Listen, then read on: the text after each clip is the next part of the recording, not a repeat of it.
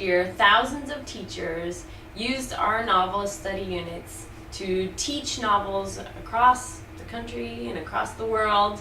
And we thought it would be good to show you guys what is involved, like what makes up the novel study units, so that if you've been trying to decide whether or not you want one for your classroom and make sure that it fits your teaching style, you'll get a better idea.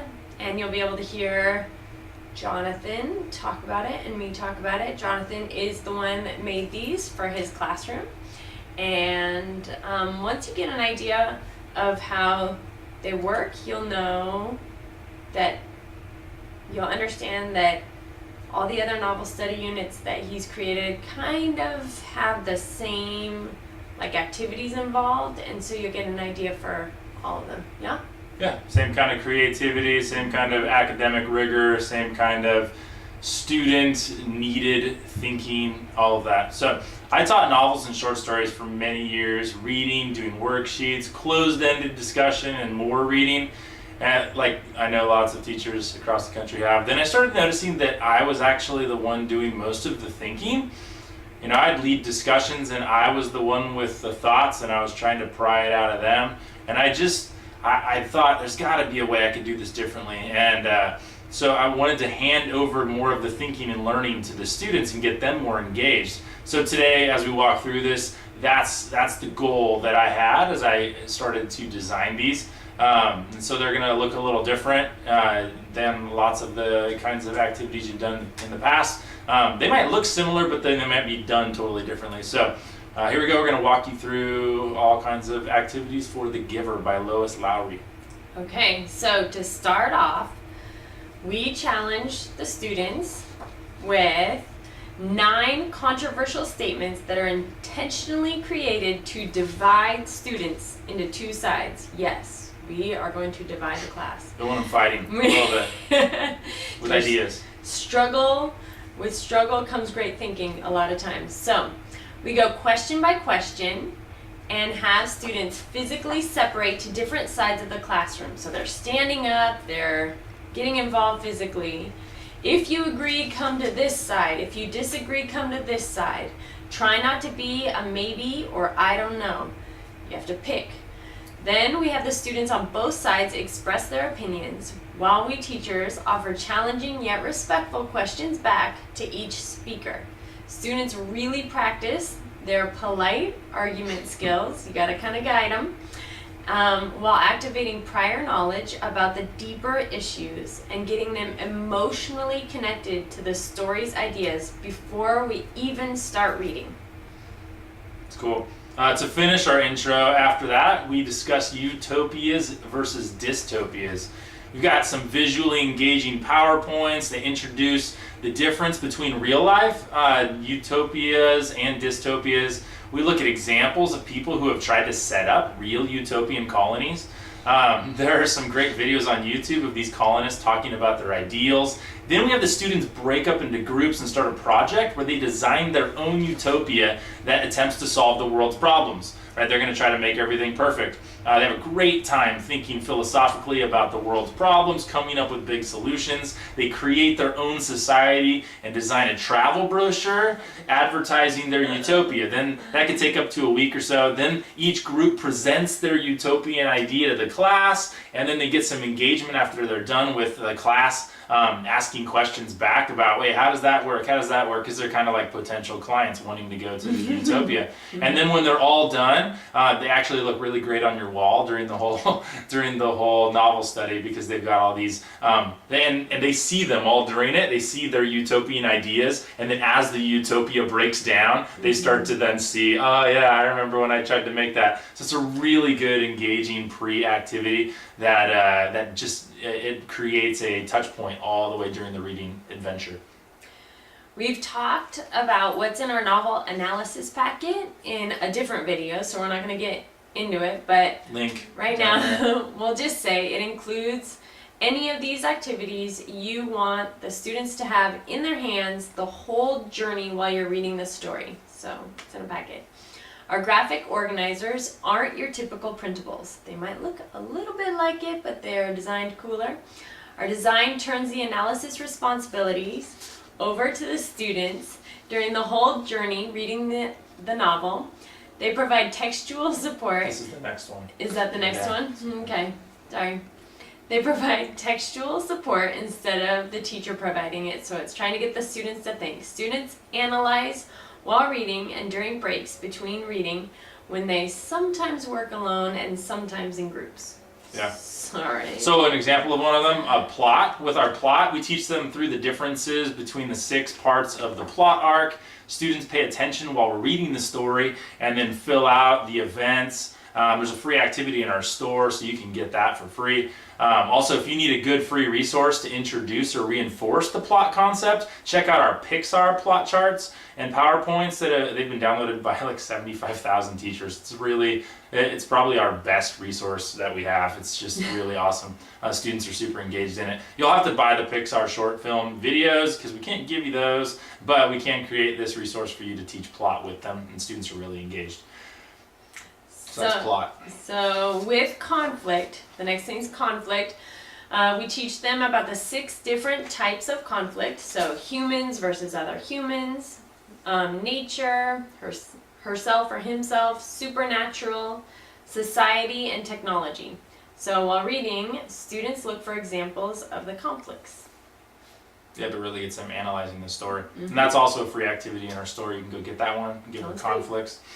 With characters, students analyze the physical descriptions, the inner desires, and the important traits of all the main characters in the story. It gets them diving in, and they actually have to look in the text. So much of this is whatever standards you're using, all of these drive the student into the text to analyze the text and pull out the information and the ideas. So they're looking for it in there. The next thing we're going to talk about is one of the things that I've noticed teachers probably compliment the most on that use these. They love these. They love these. I love these. They are very thoughtful, and you've done a great job. So they are. Thanks. You're welcome. So it's quick writing prompts. So they're deep and sometimes controversial, but students write unedited, off-the-cuff responses to various quotes, situations, issues that arise from within the story. The questions take them into memories from their lives, activating prior knowledge. So a question like this, they got the prompt, cool graphic, right? So there's a PowerPoint that's in a PowerPoint. Yeah, so it'll just be on the screen, so you don't have to print things out if you don't want to. Connections, so activating prior knowledge with things about their own life. Connections with the story's character and history, so it's encouraging empathetic reading and understanding. And deep areas of thematic meaning, so spurring informal argumentation in the writing. These discussions often go really deep and usually prove to be some of the most meaningful explorations of our students. Yeah, they won't want them to stop, really. I mean, they may complain beforehand because they know it's writing, but then by the time they get done, they really love what they wrote, actually. And they end up, some of them will even end up the starts of essays for the students, or speeches, or whatever you want to do with projects, that kind of thing. You know the ceremony of 12 that the character Jonas goes through in the novel? We've made a ceremony for you, really creative activity for you, using data from the top 200 jobs. From a couple of years ago, students will go through a simulation of the ceremony of 12 that Jonas undergoes. They're each assigned a good job and a bad job. That's what they would call them. Then we discuss why some jobs rank higher for satisfaction, salary, and future job prospects. This activity is super interesting and fun for the students and really connects them to the character's situation as they go through the ceremony. And then students, going along with the jobs theme, students analyze the jobs required and assigned by Jonas's community. So it's different, it's from the book. They discuss the jobs.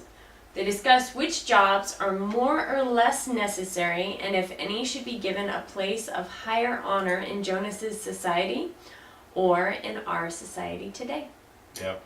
And then to a new one, we've all seen the matching or multiple choice vocabulary assessments with the words in one column, definitions in the other from the dictionary.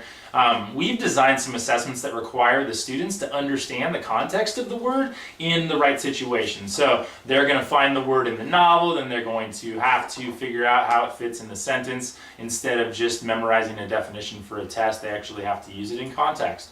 So those are there for you. We've also included some of the required grammar topics using examples from the story. This way you don't have to completely stop the novel and move into a grammar unit. We've got verbals, infinitives, participles, gerunds. We've got clauses and phrases, adjective, adverb, noun. With these activities, the students feel like they're still actually in the story's world while they're learning grammar. And so you can go in and out, back and forth. You can read and then do some grammar, read and do some grammar, and then all throughout that you're in the story's world. And so you don't really leave and go to a new thing to learn grammar. And then there are pop quizzes. So these have been crafted to assess whether or not students have read the chapters. It's not getting deep. It's just to see if they've read it. So if they've read it, they should earn 100%. If they didn't read, they should not be able to guess their way to success.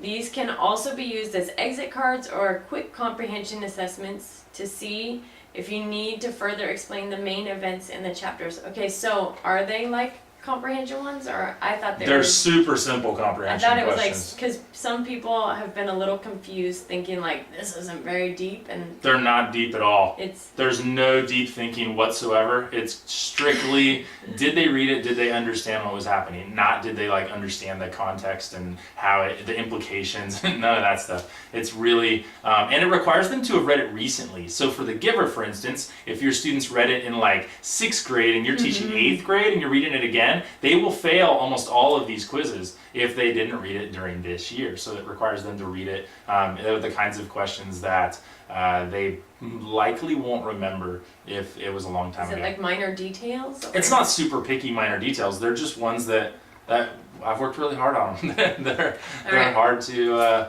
for them to remember from a long time ago. If you choose to assign an essay, students choose from a few deep topics to write either an essay and turn in their essay, or turn an outline of their essay into a speech on the topic. I've become a big fan of speeches, especially at the end of school years. During the speeches, students will need to understand and still chart actually the speakers will understand what the speakers are saying, and the audience will understand what the speakers are saying and write down their thesis statements. That way they're paying attention and they're analyzing arguments. And for you, if you choose to do the speech option, with the essay, we have a no-hassle essay rubric for you. We also have a rubric too if you decide to do speeches. The thing I really, really love about speeches, you got to do writing, but then if you do speeches at the end of the year, you finish grading their speech rubric and you're done. Done. So when the last student finishes their last speech in that class, you're done grading. If it was essays, you're not done grading. And so I love speeches for the last thing of the year. They've already learned how to write, and now you've built up, and now they can turn the writing into a verbal writing of a speech, and then that takes them to a new level, but it also saves your sanity at the end of the year. So we love those. In lieu of essays or speeches, you might want to have your students choose a final project to create and present to the class. A wide variety of project options are provided to meet students' preferences, artistic skills, technology access and talents, and create diversity in the final products and presentations. It also allows students the ability to work alone or in groups. The students find these project ideas as engaging as they are challenging. And there's Grading rubric for you. grading rubric for you, done.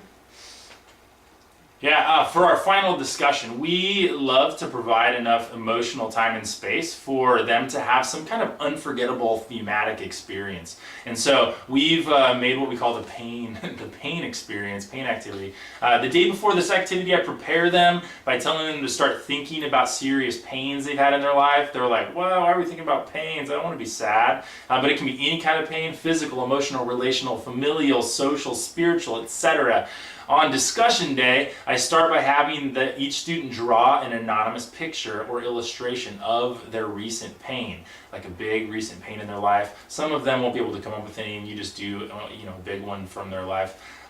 Then I collect them all because they're anonymous, and then I sit up there and sort them in different thematic categories, and I start displaying them one at a time on the wall, giving like a moment of respect for each of the pains. I use magnets and clips and all that on the whiteboard, and we like kind of sort them all out and write like a theme word in the middle of each category.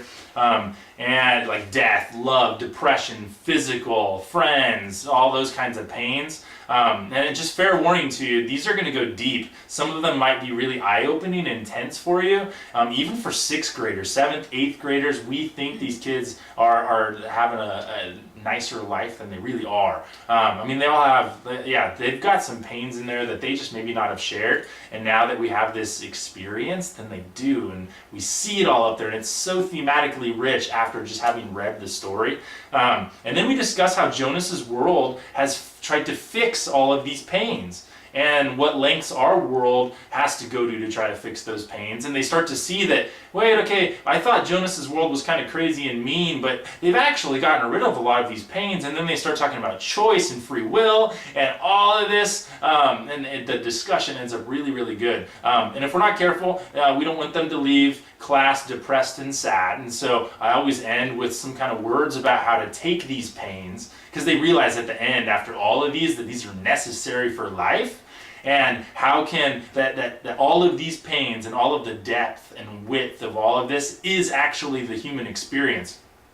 And if we took all these away, we'd have a less full human reality. They just, it's so good. And so then we can challenge them to go out and see that, and then enjoy the positives and actually appreciate the negatives as well. And they leave in more of a positive way, because they realize pain is a necessary part of the full shared human experience. But then we can still alleviate each other's pains as well. And it's really, really good activity. Sounds like as a teacher you got to be really emotionally and mentally prepared for that day. Yeah, you could. There could be some tears. I've seen it for sure. All right, and after we finished reading everything and had our final discussion, we read Lois Lowry's Newbery Award acceptance speech and analyze the deeper thematic meanings that she mentions and explains the background of. We've recorded the audio version. It's Jonathan's lovely voice for you to play while students read along. Yep, it's fun. They get a lot of background of like her history and where she grew up. Then we've also, for the end, depending on how much time you have and where you're at in the school year, we've included a helpful organizer for students to compare and contrast the movie. All right, this keeps them engaged and thinking critically while enjoying the artistic film interpretation of the story. Right, and then to finish things off, if you still have a little more time and need a little more competitive frivolity, we've created a fun trivia competition, like Jeopardy, something like that, that students always love. Let the students do it alone or in teams, however you want to do it, but they have a great time with it.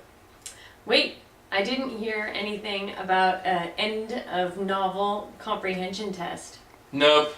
You can read about that in one of our other video blogs. End of unit test. There's no end of unit test. So, rest in peace. End of unit test. We hope this gives you a full picture of how we flip things around to really get students thinking. And our students are always sucked into these activities and challenged by the level of rigor in the thinking, writing, and discussing. And every year at the end of this, our favorite part is how much the students have thought about much of the pain and hope of our human experience, so deep and memorable.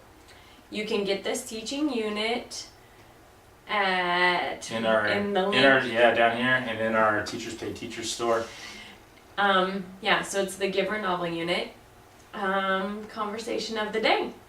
How does one of these activities inspire you to get students engaged and thinking about studying a novel? Yep, and then add any questions down there if you have any questions at all. We want to get you connected up and see if this is right for you. Yep, we want it to be right. We want you to find the teaching resources that fit your style and just make it so that your teaching experience is easy and enjoyable. Yeah, and that your students are having fun and being challenged. And thinking. Yes, thinking. All right, thanks for being here. We appreciate you. Go and keep being awesome.